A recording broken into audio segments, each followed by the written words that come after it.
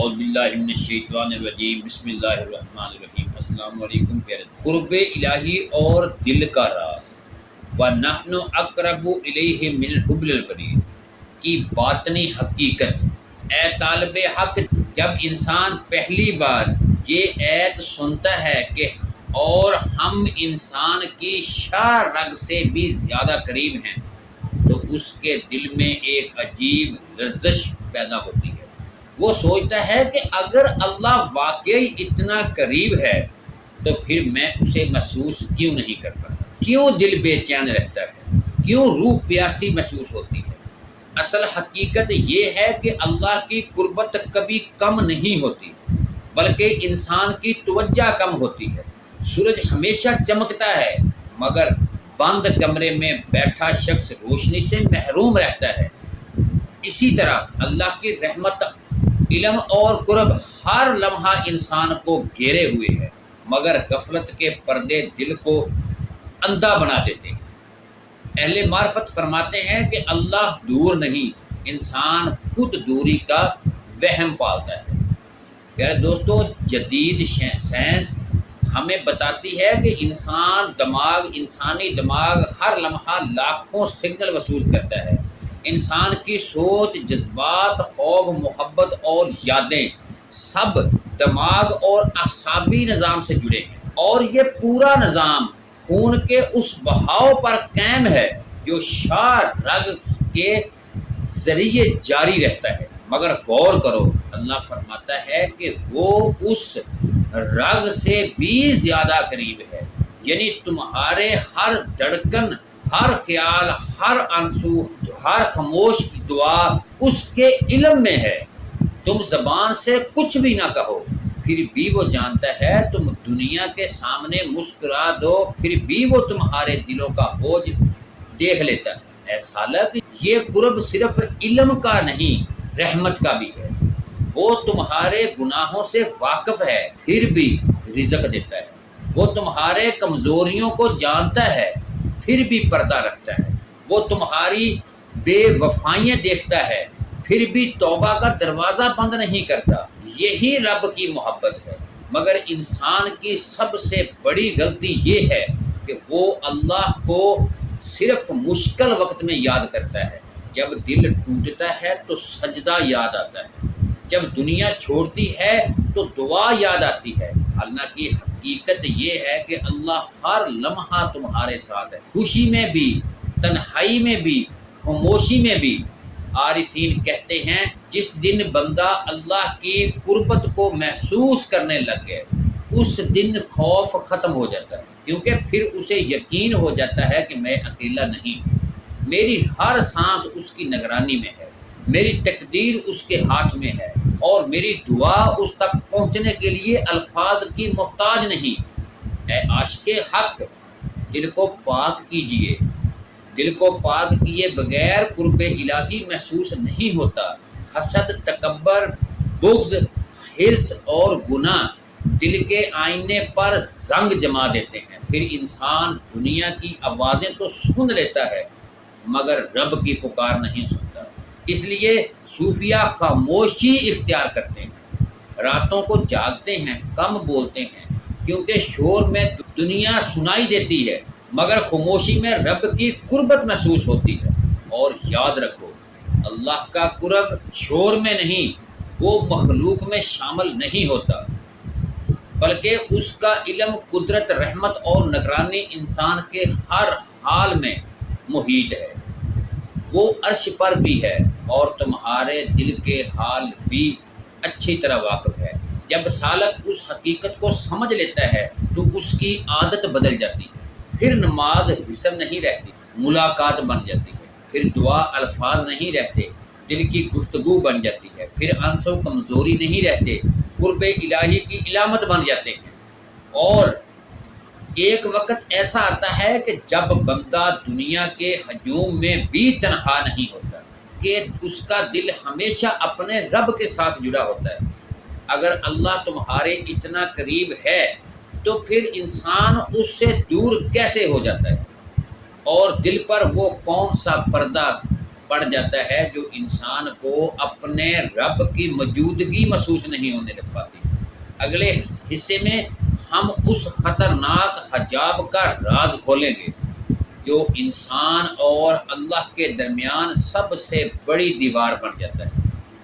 اگر آپ بھی اللہ کی قربت محسوس کرنا چاہتے ہیں تو کمنٹ میں لکھیں، اے اللہ میرے دل کو اپنے قرب سے زندہ فرما۔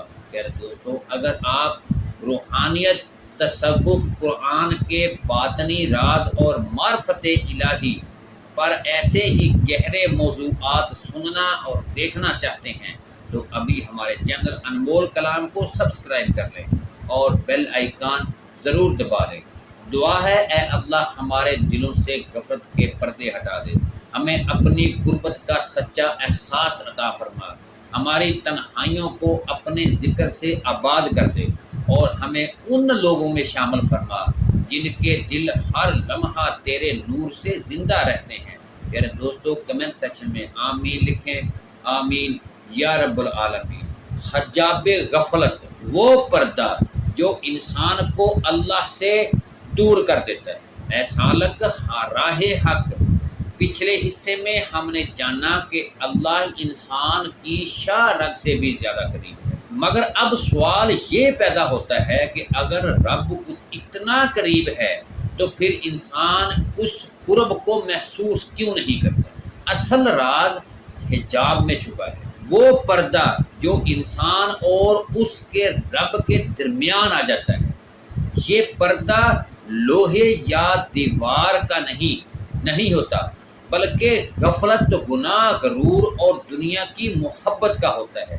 قرآن بار بار انسان کو غفلت سے بچنے کی تلقین دیتا ہے، کیونکہ غفلت صرف بھول جانا نہیں بلکہ دل کا سو جانا ہے۔ وہ کیفیت جب انسان دنیا میں اتنا کھو جائے کہ اسے اپنے خالق کی موجودگی کا احساس ہی باقی نہ رہے۔ اہل تصوف فرماتے ہیں سب سے خطرناک اندھیرا وہ نہیں جو آنکھوں کے سامنے ہو، بلکہ وہ ہے جو دل کے اندر اتر جائے۔ آج انسان کے پاس ہر چیز موجود ہے، تیز انٹرنیٹ موجود ہے، جدید ٹیکنالوجی، علم کے بے شمار ذرائع، مگر اس کے باوجود دل سکون کیوں ہے؟ دل بے سکون کیوں ہے؟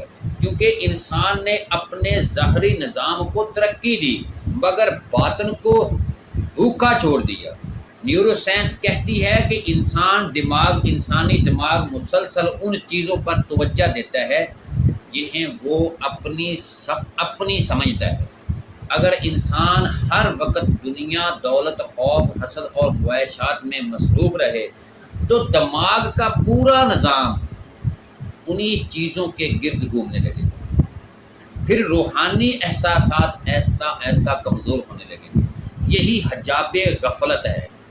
اے عاشق حق، گناہ صرف اعمال کو خراب نہیں کرتے بلکہ دل کے نور کو بھی دھندلا کر دیتے ہیں۔ ہر حسد، ہر تکبر، ہر جھوٹ، ہر بے حیائی دل پر ایک سیاہ نقطہ چھوڑ جاتی ہے، اور جب یہ نقطہ چھوڑ جاتی ہیں تو دل حق کی روشنی قبول کرنا چھوڑ دیتا ہے۔ اس لیے بعض لوگ قرآن سنتے ہیں مگر ان کے دل نہیں پگھلتے، نماز پڑھتے ہیں مگر سکون نہیں ملتا، ذکر کرتے ہیں مگر لذت محسوس نہیں ہوتی، کیونکہ دل پر غفلت کا پردہ چڑھ چکا ہوتا ہے۔ مگر خوشخبری یہ ہے کہ یہ پردہ ہمیشہ کے لیے نہیں ہوتا۔ اللہ نے دل کو ایسا بنایا ہے کہ وہ دوبارہ زندہ ہو سکتا ہے، اور اس کی کنجی ذکر ہے۔ ذکر صرف زبان سے الفاظ دہرانا نہیں بلکہ دل کو بار بار اللہ کی طرف موڑنا ہے۔